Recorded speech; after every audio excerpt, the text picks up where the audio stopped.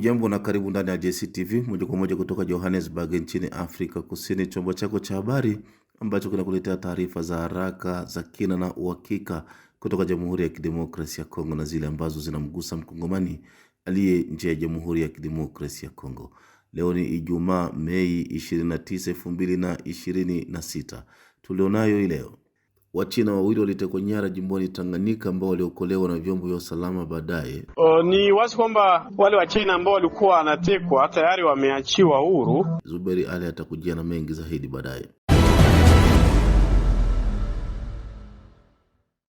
Na bunge la Jamhuri ya Kidemokrasia ya Kongo limepokea rasimu ya mabadiliko ya katiba huku wapinzani wakisusia. Kuna hayo na mengine mengi, na kuomba tuende sote hadi tamati. Naitwa Abedi Jean de la Croix, karibu.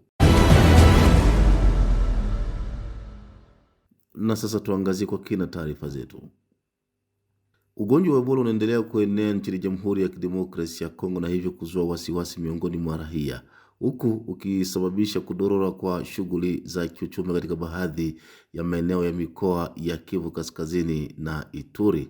Jeremia Sani Chawere na ripoti kamili. Kulingana na takwimu ya Wizara ya Afya nchini Jamhuri ya Kidemokrasia ya Kongo, watu zaidi ya 1077 wameonekana na dalili ya maambukizi ya virusi vya Ebola, mbali ya zaidi ya watu 20 kufariki, huku zaidi ya watu 121 kuambukizwa. Shughuli za kuhamasisha raia Kivu Kaskazini na Ituri zikiendelea dhidi ya Ebola, ugonjwa unaochukua mwendo kasi kulingana na vyanzo vyetu vya habari. Gavana wa Kivu Kaskazini, Meja Jenerali Somo Kakule Evarist, achukua mikakati kali ikiwemo kupiga marufuku kubatizwa kwa maji kwa Wakristu. Somo Kakule amesema haya katika mji wa Beni, mji mkuu kwa muda wa mkoa wa Kivu Kaskazini.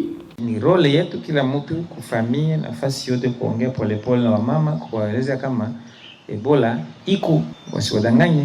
Kama vile COVID ilikuwa kana wakasema haiko, ikamaliza watu. Sida watu wako nasema haikuwake, baane 80 baane 90 pale ilimaliza watu. Na sidhani kama leo kwa hata mtu mmoja mwanza sema kama sida haiko. Na Ebola nayo ni vile vile. Ukaenda Buni ukaambia watu kama Ebola haiko, sijui kama mtaelewana. Kwa wale wenyewe wamekufisha watu, ama hapa kwa makazi iko watu wamekufa, kaambia kama Ebola haiko, hamtaelewana.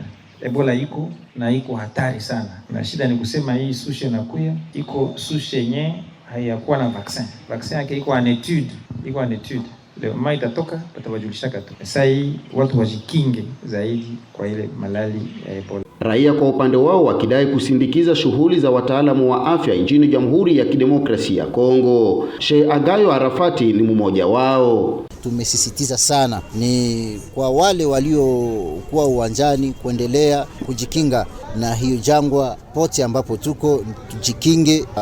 Husika wa afya wanasema kunawa mikono, vala barakoa, kuepuka na kupeana mikono na kuepuka vile vile na kukumbatiana. Na wale ambao watakuwa na fievre, yani wakusikia mwili vibaya, homa ikakuwa juu, basi ni lazima uende kwenye vituo vya afya.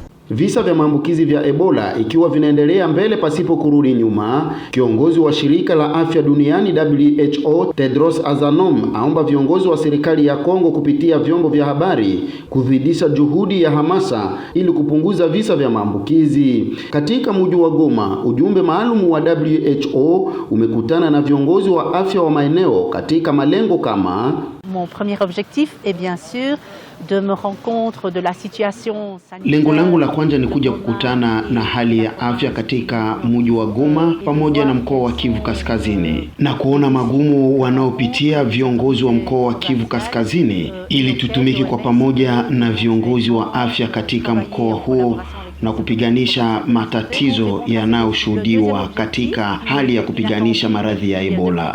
Maradhi ambayo haikukuwa ikitazamiwa, lakini tangu Mei 15 mwaka huu magonjwa haya yamekuwa kweli kabisa kote, haswa sana katika mkoa wa Ituri. Wakati huko ndipo maradhi haya yameonekana kuwa na kasi kabisa na kusababisha mamia ya wakaaji kufariki. Na wakati katika mkoa wa Ituri ndipo kumeshuhudiwa na visa vingi, na visa vingine vimeweza kushuhudiwa katika katika mji wa Goma ambako kwa sasa visa zaidi ya 7 na watu wengine kufariki kulingana na takwimu tunazo. Na ndiyo maana nimekuja kukutana na viongozi wa mkoa wa Kivu ya Kaskazini kujua mikakati gani wamechukua kwa kugharamia wakaaji na kuwalinda pia na wasiambukizwe na virusi vya Ebola, pamoja na maeneo mengine kuanja Beni hadi Ituri, na kutafuta njia muhimu ya kuweza kutatua na kumaliza migogoro hii ya Ebola ambayo inaonekana kuwa tishio kwa maisha ya wananchi, na namna gani tunaweza kutumika kwa pamoja kwa kuweza kupunguza visa vya maambukizi ya virusi hivyo ambavyo viko Kivu Kaskazini, na kuweza kukata maambukizi na kuweza kulinda wananchi wa Jamhuri ya Kidemokrasia ya Kongo na kuweza kuokoa wale tutakaoweza kuwaokoa. Démocratique du Congo, où qu'elles soient, où qu'elles vivent,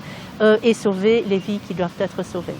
Virusi vya Ebola ikiwa vimeripuka katika mkoa wa Kivu Kaskazini na Ituri tangu Mei 15 mwaka 2026 na kusababisha mamia ya raia kufariki, wataalamu wa afya katika mkoa wa Ituri wametangaza hivi punde uponaji wa mtu mmoja aliyekuwa ameambukizwa na kulazwa hospitalini. Viongozi wa serikali wakiomba raia kuzingatia kanuni ya wataalamu wa afya ili kuepuka maambukizi inayochukua kasi katika mikoa 3: Kivu Kaskazini, Kivu Kusini na Ituri. Jeremy Sani Kiawere, GCTV, Beni. Ni ripoti yake Jeremy Sani Kiawere kutoka Beni huko mashariki mwa Jamhuri ya Kidemokrasia ya Kongo. Kwingineko ni kwamba Wachina wawili walitekwa nyara huko jimboni Tanganyika ambao waliokolewa na vyombo vya usalama baadaye. Zuberi Ali ametuandalia ripoti ifuatayo. Watu wasiojulikana walioripotiwa kuwa na silaha aina ya bunduki waliwateka nyara raia wawili wa Kichina takriban kilomita 40 kutoka mji wa Kalemi kuelekea Lubumbashi. Mara kadhaa matukio kama hayo yanatokea katika jimbo la Tanganyika, huku watekaji wakihitaji fidia zaidi. Baada ya kupokea taarifa hizo, vyombo vya usalama vilianzisha mara moja msako wa pamoja, huku wakifanya mara moja operesheni za upelelezi kupitia taarifa za kijasusi kutoka kwa wananchi na kusababisha raia hao wawili wa Kichina kupatikana. Mashirika ya kiraia katika jimbo la Tanganyika, haswa yale ya NDC Chumvi ya Kongo, wamethibitisha kutokea kwa tukio hilo, kama anavyoelezea makamu wake Biaise Isa. Ni wazi kwamba wale wa China ambao walikuwa wanatekwa tayari wameachiwa huru kutokana na shughuli ambazo zilifanyika. Walikwenda kuwatafuta kule porini, kwa hiyo wameachiwa huru na kwa sasa wameshafika Kalemi. Uchunguzi unaendelea ili kuwabaini na kuwakamata wahusika wote. Hivi karibuni serikali ya jimbo imeongeza doria katika maeneo ambayo mara kadhaa yanatokea matukio kama hayo, hasa barabara ya kuelekea Kabimba. Vyombo vya dola jimboni Tanganyika vinatoa wito kwa wananchi kutoa taarifa zozote zinazoweza kusaidia katika uchunguzi. Pia vinasisitiza ushirikiano kati ya jamii na serikali ili kuzuia matukio kama hayo kutokea tena. Na mwishowe kabisa, bunge la Jamhuri ya Kidemokrasia ya Kongo limepokea rasimu mabadiliko ya katiba huku wapinzani wakisusia. Kwa mara nyingine tena, Zuberi Ali na ripoti kamili. Licha ya kususia kwa wabunge wa upinzani, bunge la kitaifa liliidhinisha Jumatano hii ya Mei 27 kulingana na marekebisho mahitimisho ya ripoti ya sheria iliyopendekezwa inayohusiana na kupangwa kwa kura ya maoni nchini DRC. Yakiungwa mkono na mbunge Paul Gaspar, mageuzi hayo yanalenga kuchukua nafasi ya sheria ya mwaka 2025 iliyochukuliwa kuwa ya kizamani ili kufafanua upya mfumo wa kisheria ya mashauriano ya watu wengi. Kwa mujibu wa maandishi hayo, uamuzi huu wa kuitisha kura ya maoni ni wa rais pekee kwa amri ya rais. Kura hiyo itapangwa na tume huru ya kitaifa ya uchaguzi inayojulikana kama Seni. Aidha, kukitokea ukiukwaji mkubwa wa utendaji kazi wa kitaasisi, rais wa jamhuri anaweza kuunda tume ya kitaifa yenye taaluma mbalimbali ili kubaini vifungo visivyofaa vya kikatiba. Iwapo walio wengi wataunga mkono kubadilishwa kwa kanuni zilizopendekezwa, rais wa jamhuri atawasilisha rasimu ya sheria ya kikatiba kwenye bunge linalokutana katika bunge la katiba. Mradi huu lazima upitishwe na wingi takriban 3/4 ya wajumbe wa bunge hili la katiba kabla ya kuwasilishwa kwa mashauriano ya wananchi. Ikitokea kukataliwa na wananchi, katiba inayotumika itabaki bila kubadilishwa. Ni mwisho wa habari zetu. Naitwa Abedi Jean de la Croix. Kwaheri kwa leo.